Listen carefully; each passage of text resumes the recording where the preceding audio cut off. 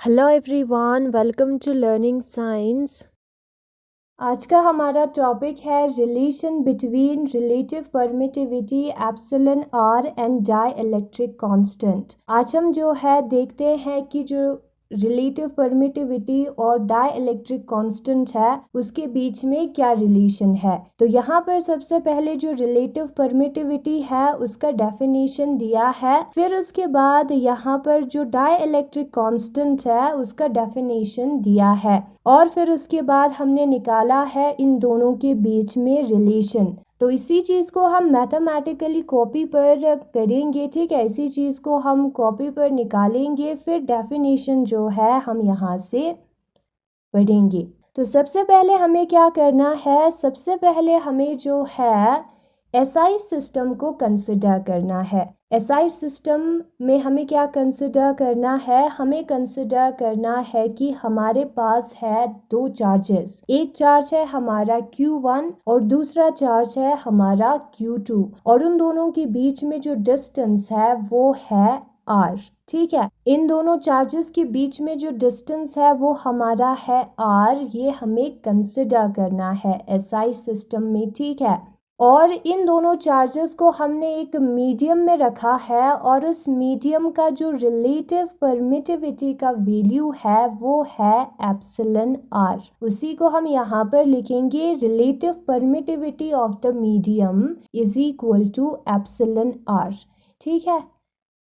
हम सपोज करते हैं मीडियम हमारा m है, और उस मीडियम m का रिलेटिव परमिटिविटी का वैल्यू क्या है, एप्सिलॉन आर है। तो जो फोर्स होगा कूलम्बिक फोर्स उस मीडियम में, जिसको हम m से डिनोट करेंगे, वो इक्वल होगा, Fm जो है वो इक्वल होता है कूलम्बिक फोर्स, हमने पहले कूलम्स लॉ में किया था, 1/4 pi epsilon naught epsilon r into Q1 into Q2, जो कि हमारे दो चार्जेस है, डिवाइडेड बाय आर स्क्वायर। और ये हमारा है इक्वेशन नंबर फर्स्ट। ना हम क्या करेंगे, इन्हीं दोनों चार्जेस को वही सेम डिस्टेंस पर वैक्यूम में रखेंगे। मीडियम को हम चेंज करेंगे वैक्यूम में, ठीक है। तो उस केस में क्या होगा, वही हमें यहाँ पर लिखना है, same charges are placed in vacuum at the same distance apart. इन्हीं दोनों चार्जेस को हमने वैक्यूम में रखा है सेम डिस्टेंस पर।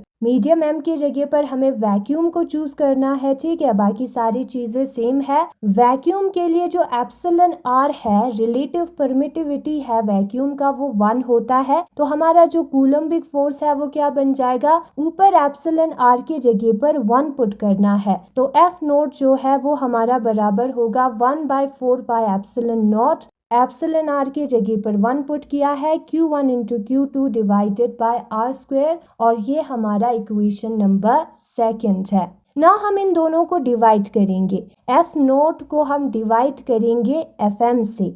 जो कूलम्बिक फोर्स है वैक्यूम में उसको हम डिवाइड करेंगे कूलम्बिक फोर्स से, जो कि मीडियम m में है। तो डिवाइड करते हैं, F naught divided by Fm is equal to, सबसे पहले हम F नॉट वाले वैल्यू को लिखेंगे, और जब हम डिवाइड को इनटू करते हैं तो न्यूमिनेटर और डिन्यूमिनेटर का जो पोजीशन है वो चेंज होता है। जो टर्म नीचे है उसको हमें ऊपर लिखना है, जब हम इनटू करेंगे डिवाइड को इनटू में चेंज करेंगे तो ऐसे लिखना होता है, ठीक है। और जो ऊपर टर्म है उसको हम नीचे लिखेंगे। ये जो टर्म्स है वो कैंसिल होगा क्योंकि एक ऊपर और दूसरा नीचे है, बचता क्या है, एप्सिलॉन आर। और ये है हमारा रिलेटिव परमिटिविटी।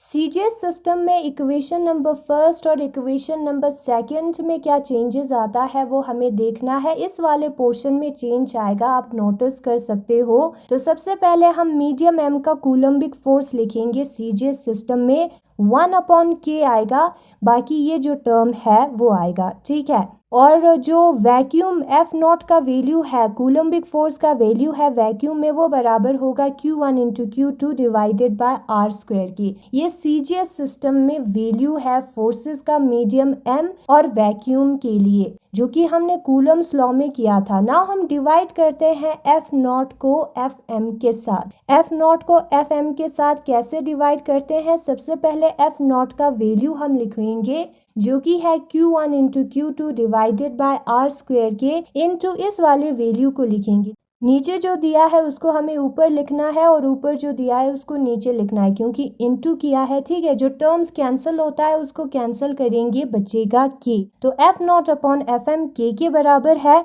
और ये जो रेशियो है वो के बराबर है, और ये जो रेशियो है वो एप्सिलन आर के बराबर है। सेम ही रेशियो है, F naught upon F M हमने निकाला है। ठीक है, सेम ही चार्जेस, सेम ही डिस्टेंस, सेम ही मीडियम और वैक्यूम, तो ये दोनों इक्वल होगा। F naught upon F M का रेशियो इक्वल होगा, इसलिए जो एप्सिलन आर है वो के बराबर होगा। और यही हमारा रिलेशन है रिलेटिव परमिटिविटी और डाई इलेक्ट्रिक कॉन्स्टेंट के बीच में। सपोज ये इक्वेशन नंबर 3 है और ये इक्वेशन नंबर 4 है, तो इससे हमें क्या पता चला? जो F naught upon F M है वो एप्सिलन आर और के बराबर होता है, तो ये दोनों भी इक्वल होगा, एप्सिलन आर और के। और यही हमारा रिलेशन है एप्सिलन आर और के बीच में। वही चीज़ यहाँ पर लिखा है, एसआई सिस्टम में जो कूलम्बिक फोर्स का मैग्नीट्यूड है दो चार्जेस के बीच में जिसको डिस्टेंस आर पे रखा है, एक मीडियम में जिसका रिलेटिव परमिटिविटी एप्सिलन आर है वो यहाँ पर दिया है। और इसी तरीके से अगर हम उन्हीं चार्जेस को वैक्यूम में रखेंगे सेम ही कंडीशन में, तो एप्सिलन आर 1